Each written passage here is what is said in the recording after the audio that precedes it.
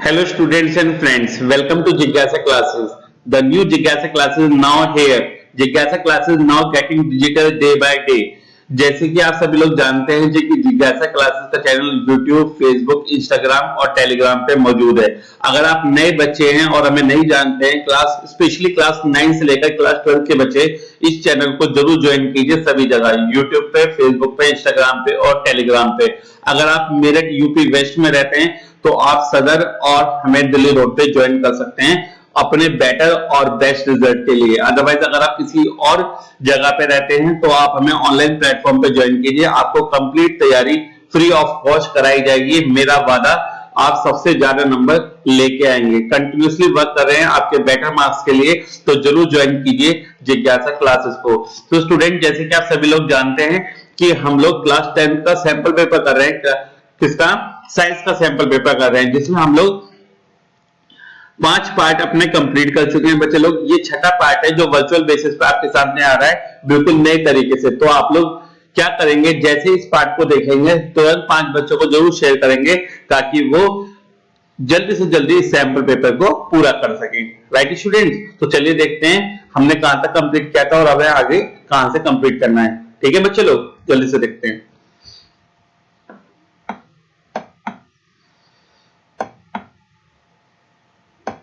Now बच्चे लोग, starting with the question number 26। हमने 25 क्वेश्चन तक कंप्लीट कर लेंगे, 26 वाले क्वेश्चन से हमें स्टार्ट करना है।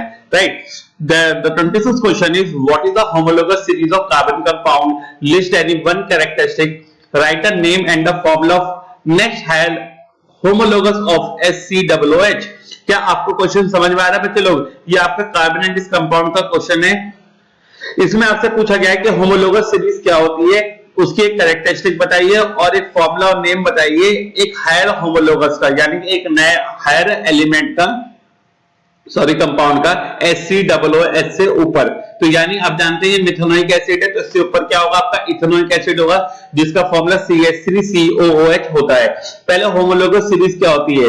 The series of the carbon compound in which the functional group substitute for hydrogen in a carbon chain is called homologous series. बच्चे लोग, आपको समझ में आ रही है होमोलोगस सीरीज क्या होती है? ठीक है, क्या होती है होमोलोगस सीरीज? होमोलोगस सीरीज क्या है आपकी? होमोलोगस सीरीज एक सीरीज है किसकी? कार्बन कंपाउंड की।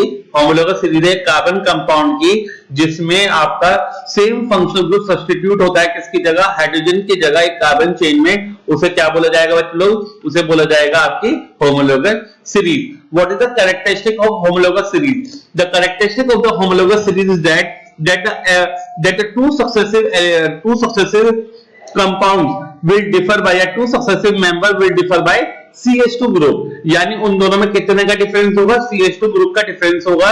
और उनमें कितने मास का डिफरेंस होगा? 14 यूनिट्स मास का क्या होगा? डिफरेंस होगा। देखिए कैसे पता चला 14 यूनिट्स है। कार्बन का एटॉमिक मास कितना होता है? आपका 12 यूनिट, और एक हाइड्रोजन का होता है 1, तो 2 का हो गया 2। तो यानी आपका 12 + 2 कितना हो जाएगा? 14 यूनिट्स का डिफरेंस आ जाएगा बच्चे लोग। ठीक है, कर पाएंगे आप लोग? ठीक है, तो जो नेक्स्ट मेंबर होगा आपका होमोलोगस का, वो कौन सा होगा? आपका इथेनोइक एसिड होगा। कौन सा होगा आपका? Ethanoic acid. कौन सा होगा आपका? इथेनोइक एसिड होगा। और उसका फॉर्मूला क्या होता है इथेनोइक एसिड का? CH3COOH। क्या फॉर्मूला होता है? CH3COOH। कर पाएंगे बच्चे लोग? आगे चलें, चलिए। Now starting with section C. बच्चे लोग सेक्शन सी में देखते हैं कौन कौन सा क्वेश्चन आपसे बहुत बढ़िया क्वेश्चन पूछे गए हैं बच्चे लोग। आपको बहुत फायदा मिलेगा इन सैंपल पेपर का। 10 सैंपल पेपर कराए जाएंगे, आपके लिए बहुत मेहनत करी जाएगी, पर उस मेहनत को आपको यूटिलाइज करना है। Right, all the best. चलिए क्वेश्चन नंबर 27 देखते हैं। क्या पूछा आपसे? क्वेश्चन नंबर 27 है crossing of purple and white flower bearing plants. हमने क्या करा बच्चे लोग? क्रॉस कराया किसी किसी पर्पल और व्हाइट फ्लावर बेयरिंग प्लांट्स को। ठीक है, अब हमें आंसर करना है in context with the monohybrid cross, यानी मोनोहाइब्रिड क्रॉस को देखते हुए हमें आंसर करना है।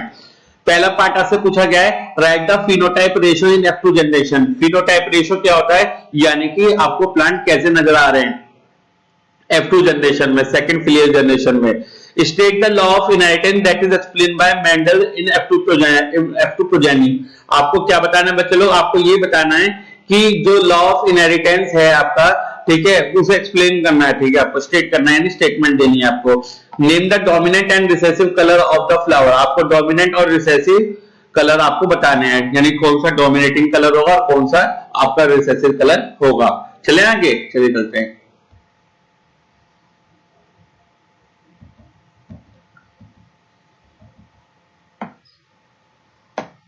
देखिए, जो आपका रेशो होगा किसका, फिनोटाइप जो रेशो होगा आपका वो होगा बच्चे लोग, कौन सा होगा फिनोटाइप रेशो आपका, मोनोहाइब्रिड क्रॉस रेशो। अब वो क्या होता है आपका 3:1। ठीक है, जानते हैं बच्चे मोनोहाइब्रिड रेशो क्या होता है आपका 3:1।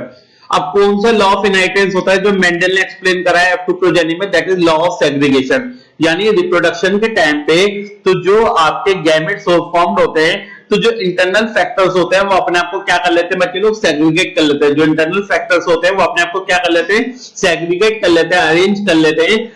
और एक जो एक ट्रेट होता है हर पेरेंट का, मेल का और फीमेल का, पेरेंट का यानी फादर का और मदर का, वो क्या करता है। अब इसमें बोलते हैं कि जो दो प्रोजेक्ट, दो आपके फादर और मदर, यहाँ पे कौन से प्लांट्स हो गए, यहाँ पे प्लांट्स हो गए, यानी दो प्लांट जिन्हें आपने ब्रीड करा है, तो एक पेरेंट से एक कैरेक्टरिस्टिक और दूसरे पेरेंट से दूसरी कैरेक्टरिस्टिक ट्रांसफर हो जाती है। ठीक है, that is called law of segregation. आगे चलें बच्चे लोग, तो डोमिनेंट और रिसेसिव कैरेक्टर या डोमिनेंट और रिसेसिव ट्रेट्स कौन से होंगे, डोमिनेटिंग वाला होगा आपका पर्पल वाला, डोमिनेटिंग वाला कौन सा होगा आपका पर्पल, और रिसेसिव कौन सा होगा आपका व्हाइट। तो डोमिनेटिंग कौन सा होगा आपका पर्पल और रिसेसिव कौन सा होगा आपका व्हाइट। ठीक है बच्चे लोग, समझ में आ रहा है, लाइक शेयर जरूर मारते रहिएगा और चैनल को ज्वाइन कर लीजिएगा सब जगह, कहां, यूट्यूब पे, फेसबुक पे, इंस्टाग्राम पे और टेलीग्राम पे। 5 बच्चों को शेयर जरूर कर दीजिएगा, बहुत मेहनत की जा रही है आप लोगों के लिए, है ना। चलिए क्वेश्चन नंबर 28 क्वेश्चन में, read the passage and answer the following question. Passage को रीड करिए और आंसर करिए कुछ क्वेश्चन को, देखते हैं क्या क्वेश्चन हैं ये। In the village in Karnataka, people start cultivating crops all around the lake, which are always filled with water. यानी पीपल ने क्या काम करा, पीपल ने क्रॉप्स को कल्टीवेट करने स्टार्ट करा नियर द लेक्स। ठीक है, तो they added fertiliser to the feed in order to enhance the yield. उन्होंने फर्टिलाइजर ऐड करना स्टार्ट करे। Soon they discovered that the water body was completely covered with green floating plants and fishes started dying in large number. तो उन्होंने देखा कि बहुत जल्दी वहां पे क्या हुआ कि जो प्लांट थे वो तो बहुत जल्दी उगना स्टार्ट हो गए, बट वहां पे जो फिशेस थी वो भी मरना स्टार्ट हो गई। ठीक है, पर उसका क्या आपको आंसर करना है, what is the reason for the excessive growth of the plant. तो क्या रीजन है प्लांट की एक्सेसिव ग्रोथ का। ठीक है, एक तो आपको ये बताना है, दूसरा आपको क्या बताना है, बहुत इजी है बच्चे लोग, कोई टेंशन लेने की बात नहीं है। ठीक है, एक तो आपको ये बताना है कि वहां पे क्या रीजन है एक्सेसिव ग्रोथ ऑफ प्लांट का, और दूसरा क्या बताना है आपको, why fishes died in the lake, कि फिशेस डाइड क्यों हो रही है लेक में। थर्ड बताना है आपको, what is biomagnification and who is affected most by the biomagnification. Third आपको ये बताना है। Very very easy question for you. अब जो फार्मर्स ने फर्टिलाइजर का इस्तेमाल करा, ठीक है, जो फार्मर ने फर्टिलाइजर का इस्तेमाल करा, अगर बारिश होगी तो क्या होगा, वो जो फर्टिलाइजर्स हैं वो आपका रन ऑफ होके कहां चले जाएंगे, लेक्स में चले जाएंगे। ठीक है, अब आप जानते हैं कि फर्टिलाइजर में क्या क्या प्रेजेंट होते हैं, फॉस्फेट्स और नाइट्रेट। फर्टिलाइजर में क्या प्रेजेंट होते हैं, फॉस्फेट और नाइट्रेट्स प्रेजेंट होते हैं। तो जिससे कि जो वाटर बॉडी है, जो लेक वगैरह है, वो केमिकल्स अप्रूव हो जाएगी, यानी उनके अंदर केमिकल्स आ जाएंगे, तो जिसकी वजह से एक्वेटिक प्लांट्स आपके ग्रो करने स्टार्ट कर जाएंगे। अब उसके कारण क्या होगा सेकंड पार्ट में, कि फिशेस क्यों मर रही है, क्योंकि जो ऑक्सीजन लेवल है, जो डिजोल्व ऑक्सीजन लेवल है, जो न्यूट्रिशन है, वो क्या होता चला जाएगा, वो आपका कम होता चला जाएगा लेक के अंदर, इसलिए आपकी फिशेस वगैरह भी मरनी स्टार्ट हो जाएंगी। ठीक है बच्चे लोग, आगे चलें। चलिए, अब बायोमैग्निफिकेशन क्या होता है। बायोमैग्निफिकेशन एक ऐसा प्रोसेस होता है जिसमें जो आपके हार्मफुल या टॉक्सिक केमिकल्स हैं वो आपके ट्रांसफर होते चले जाते हैं, या बोले तो एक टॉपिक लेवल से दूसरे टॉपिक लेवल में जो हार्मफुल केमिकल्स हैं वो ट्रांसफर होते चले जाते हैं, and that is called biomagnification. क्या बोला जाता है उन्हें, बायोमैग्निफिकेशन। अब कौन सबसे ज्यादा अफेक्ट करता है बायोमैग्निफिकेशन से या आपके हार्मफुल केमिकल से, तो आप बोलेंगे human beings. Human beings affected most by the biomagnification. तो ह्यूमन बीइंग सबसे ज्यादा अफेक्ट करता है किससे, बायोमैग्निफिकेशन से। ठीक है बच्चे लोग, समझ आ रहा है आप लोगों को, क्लियर हो रहा है, बताते रहिएगा अगर आपको क्लियर नहीं हो रहा है तो, है ना। आप कमेंट करना और बताना कि अगर आपको क्लियर नहीं हो रहा है तो जरूर बताइएगा। ठीक है बच्चे लोग, डोंट टेक एनी टेंशन, बिल्कुल टेंशन नहीं लेनी है, सारे आपको सैंपल पेपर यही करा देंगे, है ना, बिल्कुल टेंशन मत लीजिएगा। Now state the function of following. अब आपको फंक्शन बताने किसके, लीवर के, गॉल ब्लैडर के और विली के। सबसे पहले पढ़ते हैं कि लीवर का क्या फंक्शन होता है। बच्चे लोग, जो लीवर होता है वो क्या करता है, आपके केमिकल लेवल को कंट्रोल करने में मदद करता है ब्लड के अंदर। ये एक येलो और ऑरेंज कलर का फ्लूइड आपके स्मॉल इंटेस्टाइन में क्या करता है, स्मॉल इंटेस्टाइन को फिल करता है किससे, एक येलो और ऑरेंज कलर के फ्लूइड से, जिसे हम क्या बोलते हैं, बाइल। तो बाइल क्या काम करता है, आपके फैट को ब्रेक डाउन करने में मदद करता है और फर्दर डाइजेशन और एब्जॉर्प्शन में मदद करता है। ठीक है, याद रखिएगा। उसके बाद गॉल ब्लैडर क्या काम करता है, गॉल ब्लैडर आपका जो बाइल है उसे स्टोर और कंसेंट्रेट, उसे फैलाने में क्या करता है, मदद करता है। ठीक है, जो कि आपका लीवर से सिक्रीट होता है। ठीक है, और या ये बोल सकते हैं कि गॉल ब्लैडर जो है वो आपका क्या करने में, वो आपका बाइल को स्टोर करने में और सेग्रीगेट करने में क्या करता है, मदद करता है। इसके बाद विली, ये तो सभी लोग जानते हैं, मैं बार बार बता चुका हूं कि विली आपका पेपर में जरूर आता है। तो विली क्या काम करता है, विली आपका सरफेस एरिया को बढ़ाने में, इंटेस्टाइन वॉल पर सरफेस एरिया को बढ़ाने में क्या करता है, मदद करता है। ठीक है, इंटेस्टाइन वॉल जो होती है उसका सरफेस एरिया बढ़ाने में मदद करता है। कौन, विली।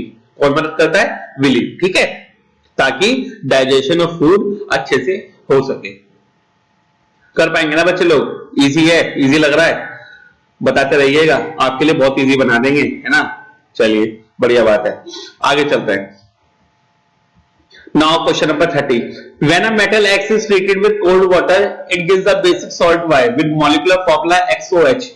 तो बच्चे लोग, अगला क्वेश्चन क्या कह रहा है आपसे, एक मेटल X है जिसे कोल्ड वाटर के साथ रिएक्ट करते हैं तो एक बेसिक सॉल्ट Y बनता है जिसका मॉलिक्यूलर फॉर्मूला होता है XOH, और उसका मॉलिक्यूलर मास कितना होता है 40। एक वो गैस लिबरेट करता है Z, जो आराम से कैच फायर कर लेता है। ठीक है, अब आपको ये बताना है X Y Z क्या होता है और रिएक्शन कौन कौन सी इसके अंदर होने वाली है। ठीक है, अब बच्चे लोग, X तो आपका सोडियम हो सकता है, क्योंकि सोडियम क्यों होगा, क्योंकि जो मॉलिक्यूलर मास जो कि आपका कंपाउंड बनेगा XOH, क्या बनेगा आपका XOH, तो उसका मॉलिक्यूलर मास दे रखा है 40। तो इसका मतलब है कि X जो होगा वो आपका डेफिनेटली सोडियम होना चाहिए। तो X तो आपका सोडियम हो गया।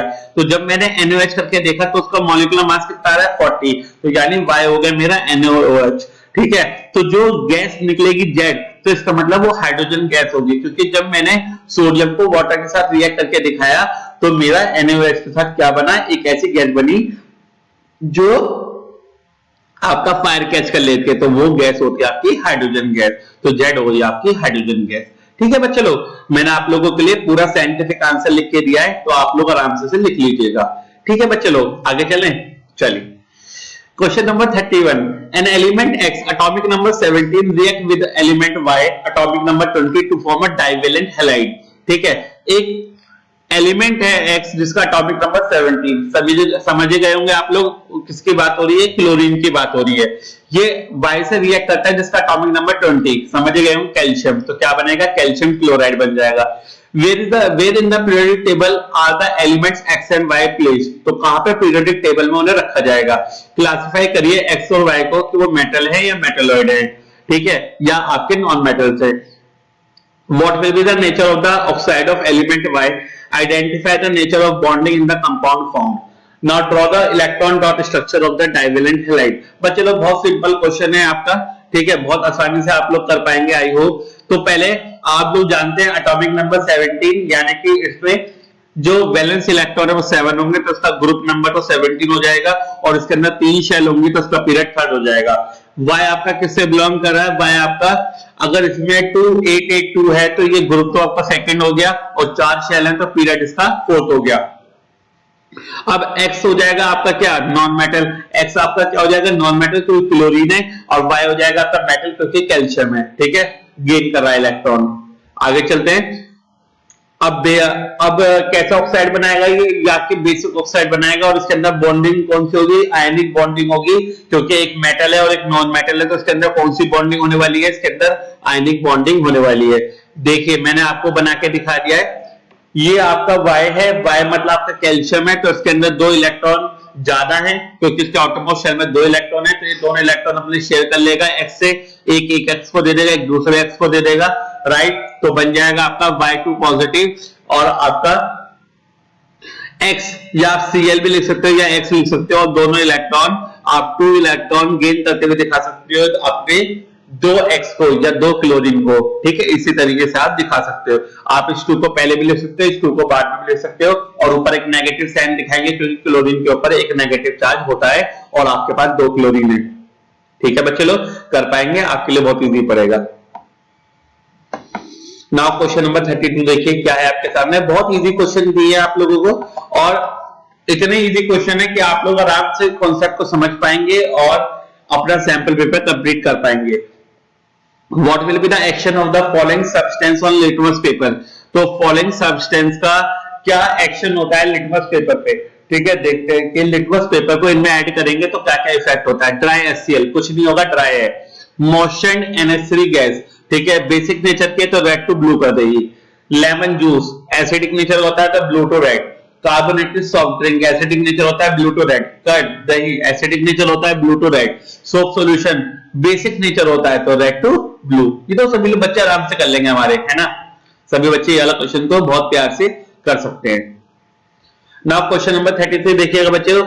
An object is placed at a distance of 60 centimetre from a concave lens. Concave lens का क्वेश्चन आ गया बच्चे लोग आपके लाइट का, अच्छे से कीजिएगा।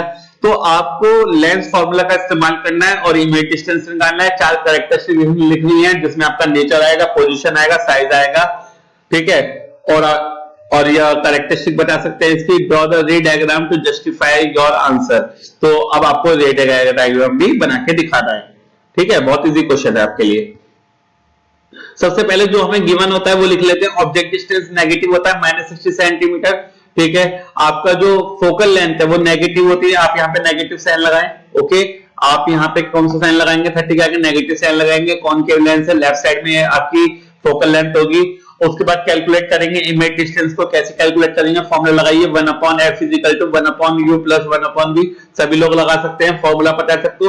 1/f = इसे ठीक से कर लीजिएगा, तो 1 कर लीजिएगा, यहाँ पे मिसप्रिंट हो गया है। 1/f = 1/u + 1/v, ठीक है। प्लस आएगा माइनस आएगा, सही से कर लीजिएगा बच्चे लोग। क्या फॉर्मूला होता है आपका लेंस का, 1/f = 1/v - 1/u होता है, ठीक है। ये आपका मिसप्रिंट हो रहा है तो आप कर लीजिएगा। कॉनकेव लेंस है ना, देख लीजिए एक बार क्या है आपका कॉनकेव लेंस है बच्चों। तो कॉनकेव लेंस का फॉर्मूला लगाइएगा 1/f = 1/v - 1/u, ठीक है। अब क्योंकि कॉनकेव लेंस है तो कॉनकेव लेंस में जो आपका फोकल लेंथ रहेगा वो आपका किस तरफ रहेगा, वो आपका लेफ्ट साइड रहेगा, तो इसलिए फोकल लेंथ भी नेगेटिव रहेगी। तो 1/f = 1/v - 1/u लगाइएगा, ठीक है। और मेरा आंसर देख लीजिएगा कि मैंने यहाँ पे क्या आंसर निकाला हुआ है, ठीक है। क्योंकि यहाँ पे थोड़ा सा मिसप्रिंट हो रहा है बच्चे लोग, तो आप फॉर्मूला लगाइएगा तो v की वैल्यू कितनी आ जाएगी आपकी, -60 सेंटीमीटर आ जाएगी, जो कि आपकी लेफ्ट साइड में आएगी। अगर आपका नहीं आता है तो कमेंट बॉक्स में लिख दीजिए, मैं आपके स्नैप खींच के आपको भेज दूंगा, या आप अपना नंबर पेश कर दीजिएगा आपके कमेंट बॉक्स में, तो मैं आपको आंसर करके भेज दूंगा। वैसे कोई बड़ी बात नहीं है, मेरे बच्चे सभी कर पाएंगे। इसके बाद जो इमेज है आपकी वो 60 सेंटीमीटर पे फॉर्म हो रही है लेफ्ट साइड में, ठीक है। अब क्योंकि आप जानते हैं जो ऑब्जेक्ट रखा है वो 2f पे रखा है, कहां रखा है 2f पे, तो जो साइज ऑफ इमेज होगा, जो साइज ऑफ ऑब्जेक्ट होगा वो सेम होगा, क्योंकि अगर एक ऑब्जेक्ट 2f पे रखा होता है तो इमेज भी आपकी 2f पे ही बनती है। अब आपको मैग्निफिकेशन निकालनी होगी, तो मैग्निफिकेशन का क्या फॉर्मूला होता है, मैग्निफिकेशन का फॉर्मूला होता है v/u, ठीक है। तो आप v/u लगाएंगे बच्चे लोग, तो आपकी मैग्निफिकेशन की वैल्यू आ जाएगी -1। तो आपका जो नेचर है वो कैसा आ जाएगा, आपका रियल एंड इन्वर्टेड। तो आपका जो नेचर है वो कैसा आ जाएगा, रियल एंड इन्वर्टेड, ओके। सो बच्चे लोग क्वेश्चन करने के बाद मुझे ऐसा प्रतीत हो रहा है, ठीक है, आपका जो ये क्वेश्चन है, आपका जो ये क्वेश्चन है बच्चे लोग, ये आप मिरर का क्वेश्चन कर लीजिए इसे, ठीक है। आप किसका क्वेश्चन कर लीजिए, मिरर का क्वेश्चन कर लीजिए। आई होप कि ये मिरर का क्वेश्चन होना चाहिए, है ना। तो आप इसे क्या कर लीजिए, मिरर कर लीजिए। आप इसे बच्चे लोग मिरर कर लीजिए, आप इसे लेंस रहने दीजिए, ठीक है। आई थिंक कि क्वेश्चन थोड़ा चेंज हो गया है बच्चे लोग। आप इसे मिरर का क्वेश्चन कर लीजिए, आप इसे, ठीक है, लेंस रहने दीजिए। आप इसे क्या करिए, आप इसे कॉनकेव मिरर कर लीजिए, ठीक है, मिरर के हिसाब से कीजिएगा। तो आपको कितना हो जाएगा, आपको कितना 60 सेंटीमीटर, ठीक है, माइनस का, और फोकल लेंथ हो जाएगी आपकी माइनस की 30 सेंटीमीटर। तो आप इसे क्या करिए बच्चे लोग, आप इसे लेंस रहने दीजिए, आप इसे मिरर के हिसाब से कीजिएगा। तो आपका मिरर फॉर्मूला कौन सा लगेगा, 1/f = 1/u + 1/v, ठीक है। तो आप लोग इसे मिरर फॉर्मूला से कीजिएगा, 1/f = 1/u + 1/v से करेंगे, ठीक है। ऑब्जेक्ट डिस्टेंस आपका -60 सेंटीमीटर आएगा, फोकल लेंथ आपकी -30 सेंटीमीटर आएगी, तो आपका जो v आ जाएगा -60 सेंटीमीटर आएगा, ठीक है। और आगे देखते हैं, कंफ्यूज मत होइएगा, हो सकता है थोड़ी मिसिंग प्रिंट में दिक्कत हो गई है। तो जो साइज ऑफ इमेज आएगा, जो साइज ऑफ ऑब्जेक्ट आएगा, वो आपका बिल्कुल सेम आएगा, यानी कि आपका जो ऑब्जेक्ट रखा है वो कहां रखा हुआ है, आपका सेंटर ऑफ कर्वेचर पे रखा हुआ है, 2f पे रखा हुआ है, तो ऑब्जेक्ट डिस्टेंस और इमेज डिस्टेंस दोनों सेम आएगा। तो मैग्निफिकेशन की वैल्यू आ जाएगी आपकी -1, मैग्निफिकेशन की वैल्यू कितनी आ जाएगी आपकी -1। तो नेचर कैसा हो जाएगा आपका, रियल एंड इन्वर्टेड हो जाएगा, ठीक है। नेचर कैसा हो जाएगा आपका, रियल एंड इन्वर्टेड। आप लोग ट्राई कीजिएगा इसकी इमेज बनाने के लिए, और अगर आपकी इमेज नहीं बनेगी तो मैं आपको नेक्स्ट वीडियो में करा दूंगा, डोंट वरी, बट आप करते जाइए, ठीक है। मेरा मकसद यही है कि सारी थ्योरी आप तक जल्दी से जल्दी पहुंच जाए, अच्छे से अच्छे नंबर आप लोग ले आए। सभी टाइप के क्वेश्चन आपको करा दिए जाएंगे, चाहे वो लेंस हो चाहे मिरर हो, ठीक है, कोई भी query. Now distinguish between ionic and covalent properties. अब आपको आयनिक और कोवैलेंट कंपाउंड में क्या करना है बच्चे लोग, आपको डिस्टिंग्विश करना है। सबसे पहले strength of constituent forces, strength of forces पे देखिए, जो फोर्सेज होती हैं, जो आयनिक फोर्सेज होती हैं, वो आपकी बहुत ज्यादा स्ट्रेंथ होती है, उनकी फोर्स ऑफ अट्रैक्शन बहुत ज्यादा होती है, पर आपकी कोवैलेंट कंपाउंड में आयनिक कंपाउंड जो इंटरमॉलिक्यूलर फोर्सेज होती है वो आपकी कम होती हैं, ठीक है। इंटरमॉलिक्यूलर फोर्स ऑफ अट्रैक्शन जो होती है वो आपकी कम होती है as compare compound, ionic compound. Okay, आगे चलें, सॉल्युबिलिटी के बेसिस पे बात करते हैं। अगर सॉल्युबिलिटी के बेसिस पे बात करते हैं तो ये हायर सॉल्युबल होता है पोलर में, यानी कि आयनिक कंपाउंड्स में, और हाईली सॉल्युबल होते हैं एपोलर कंपाउंड में, यानी कि जिनमें पोलैरिटी चार्जेस नहीं होते, जिसमें आयंस नहीं होते। इनकी इलेक्ट्रिकली कंडक्टिविटी की बात करें तो इनके अंदर कंडक्टिविटी ज्यादा होती है आयनिक कंपाउंड के अंदर, इनके अंदर कंडक्टिविटी कम होती है पर कम होती है as compare to ionic compound. कर पाएंगे? ओके, कर पाएंगे। 5 नंबर क्वेश्चन है, इजी सा क्वेश्चन आपको दिया गया है, ठीक है, आप लोग आराम से कर पाएंगे। इसके बाद एक मेटल कार्बोनेट है X, जिसे हम एसिड के साथ रिएक्ट करते हैं तो एक गैस रिलीज होती है, जिसे हम एक सॉल्यूशन से पास करते हैं तो आपको दोबारा से कार्बोनेट मिल जाता है। अगर हम दूसरी तरफ बात करें तो एक गैस रिलीज होती है G, जो आपको एनोड पे मिलती है during electrolysis of brine. Brine क्या होता है आपको पता है बच्चे लोग, क्या होता है ब्राइन, NaCl, ठीक है। अगर हम उसे ड्राई वायर पे पास करते हैं तो वो कंपाउंड देता है Z, जिसे हम डिसइंफेक्टिंग वाटर में इस्तेमाल किया जाता है, डिसइंफेक्टिंग वाटर को करने के लिए। अब आपको पता ही लग गया होगा कि ये जो डिसइंफेक्टिंग वाटर है, ठीक है, ये कौन करता है, ये आपका ब्लीचिंग पाउडर करता है। कौन करता है, ब्लीचिंग पाउडर। तो आपको आइडेंटिफाई करना है X क्या है, Y क्या है, Z क्या है, G क्या है। तो आपको ये चीजें, चारों चीजें निकालनी है, ठीक है, बहुत इजी है। तो कौन सा मेटल कार्बोनेट है वो आपका कैल्शियम कार्बोनेट है। कौन सा मेटल कार्बोनेट है आपका, कैल्शियम कार्बोनेट, ठीक है। और Y क्या है आपका, कि जब हम किससे रिएक्शन करते हैं, अभी बताएंगे आपको एक एक करके। तो Y आपका कैल्शियम कार्बोनेट होगा, ठीक है, X आपका कैल्शियम कार्बोनेट होगा, Y आपका स्लेक लाइम होगा। X आपका कैल्शियम कार्बोनेट होगा, Y आपका स्लेक लाइम। स्लेक लाइम का फॉर्मूला पता है आप लोगों को, CaOH, ठीक है। अब Z क्या है जो आपका सबसे लास्ट में बना है, that is bleaching powder, CaOCl2। Z क्या है आपका, ब्लीचिंग पाउडर, CaOCl2। और G कौन सी गैस निकली है आपकी, बोलो, जो आपकी ब्लीचिंग पाउडर बनाने में इस्तेमाल की जाती है, यानी कि क्लोरीन गैस। G कौन सी गैस है आपकी, क्लोरीन गैस, ठीक है। तो कौन सी रिएक्शन हो रही है आपकी, जल्दी से रिएक्शन देख लीजिए, आपकी स्किन पे फ्लैश हो रही है। कौन को देखिए, कैल्शियम का तो हीट करा तो आपका कैल्शियम ऑक्साइड बनेगा और कार्बन डाइऑक्साइड बनेगा। उस कार्बन डाइऑक्साइड को अगर मैंने किससे पास करा, स्लेक लाइम से पास किया, तो मेरा कैल्शियम कार्बोनेट बनेगा और वाटर बनेगा, यानी कि हमारा जो X है हमें दोबारा से मिल गया, ठीक है। अगर मैंने ब्रांड सॉल्यूशन बनाया तो ब्रांड सॉल्यूशन से मेरा क्या बना, सोडियम, हमारा सोडियम हाइड्रोक्साइड बना, Cl2 बना और H2 बना। क्या बोलते हैं इस रिएक्शन को? क्लोर एल्कली प्रोसेस। क्या बोलते हैं? क्लोर एल्कली प्रोसेस। तो यानी अगर जो से गैस रिलीज हुई Cl2, अगर मैं ड्राई वाई से पास करूं, यानी कि CaOH होल टू आई से पास करूं, किससे पास करूं?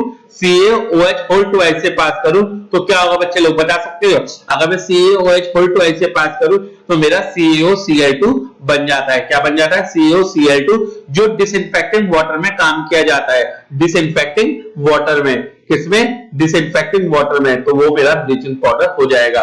ठीक है, तो X हो जाएगा आपका कैल्शियम कार्बोनेट, X हो जाएगा आपका कैल्शियम कार्बोनेट, Y हो जाएगा मेरा कैल्शियम हाइड्रोक्साइड, ठीक है, जिसे बोलते हैं स्लेग लाइन, Z हो जाएगा मेरा CaOCl2, Z मेरा क्या हो जाएगा? CaOCl2, और कौन सी गैस हो जाएगी आपकी? आपकी G गैस हो जाएगी, कौन सी? Cl2। ओके बच्चे लोग, आगे चले। चलिए इसे बच्चे लोग नेक्स्ट क्वेश्चन नंबर डाल लीजिएगा। प्रिंटिंग मिस्टेक है आपकी थोड़ी सी। क्या कौन सा क्वेश्चन नंबर आएगा देख लीजिए, कौन सा क्वेश्चन नंबर आएगा आपका? आपका क्वेश्चन नंबर आएगा बच्चे लोग 34, 35, क्वेश्चन नंबर 35 है ना? कौन सा क्वेश्चन नंबर आएगा? 35। इसे 35 कर लीजिएगा, ठीक है।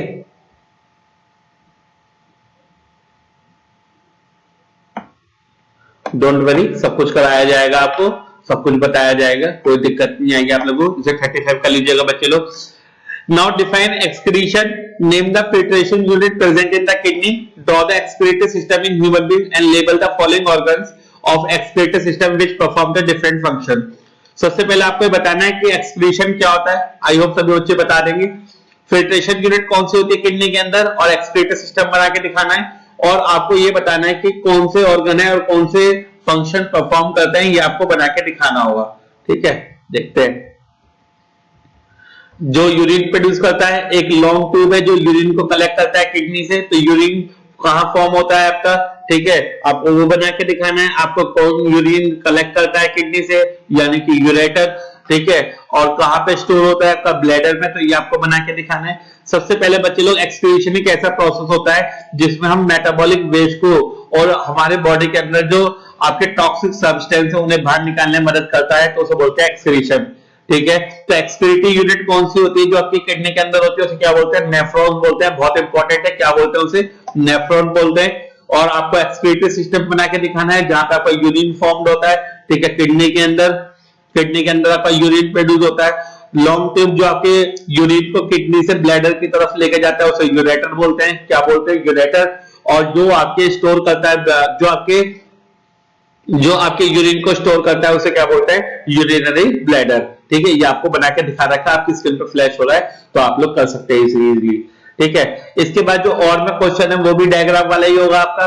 आपको सेक्शनल व्यू बना के दिखाना है ह्यूमन हार्ट का, और आपको क्या करना है? लेबलिंग करनी है कौन कौन से पार्ट की। Chamber of the heart that pumps out deoxygenated blood, उसे बोलते हैं राइट वेंट्रिकल। आपको राइट वेंट्रिकल बना के दिखाना है। The blood vessel that carries away oxygenated blood from the heart, उसे आर्टरीज बोलते हैं। तो आपको आर्टरी या ऑर्टा बना के दिखाना है, AORTA। आपको आर्टरीज और आर्टो बना के दिखाना है। इसके बाद the blood vessel that receive deoxygenated blood from the lower part of our body, यानी कि आपको वीना कावा बना के दिखानी है, जैसे हम क्या बोलते हैं? मेन वेन बोलते हैं। ठीक है, तो ये तीनों चीजें आपको बना के दिखानी है। मैं आपको डायग्राम दिखा देता हूं, आप लोग डायग्राम बनाएंगे। ठीक है, आपके डायग्राम में सारी चीजें दी गई हैं, आप बड़े प्यार से डायग्राम बनाएंगे। ठीक है, ये आपका ह्यूमन हार्ट का डायग्राम है, तो आप इसको ड्रॉ करेंगे, 2 बार देख के करेंगे और 1 बार बिना देखे करा जाएगा, और आपको तीनों चीजें इस पे क्या करनी पड़ेगी? पुट करनी पड़ेंगे। आई होप आप लोगों के लिए जरा सी भी मुश्किल बात नहीं होने वाली है ना स्टूडेंट्स? चलिए आगे चलते हैं। Now the last question for the sample paper first and the part number 6. With the help of an activity, explain the method of inducing electric current in a coil with a moving magnet. आपको एक activity के help से बताना है कि current कैसे induce कर सकते हैं हम एक मूविंग मैग्नेट के हेल्प से। कौन सा रूल होगा डायरेक्शन ऑफ करंट को फाइंड आउट करने का? अगर 2 कॉइल हैं P और Q, उन्हें एक दूसरे के पास रखा गया है, तो अगर P में करंट है तो क्या ऑब्जर्व करोगे Q में? ठीक है, तो क्या आप क्या होगा अगर हम करंट पी में करंट को चेंज करें, और क्या होगा अगर हम दोनों कॉइल को सेम डायरेक्शन में सेम स्पीड से मूव करें। तो ये आपका क्वेश्चन नंबर 36 है, बहुत इजी क्वेश्चन है आपका। देखते हैं क्या है इसमें।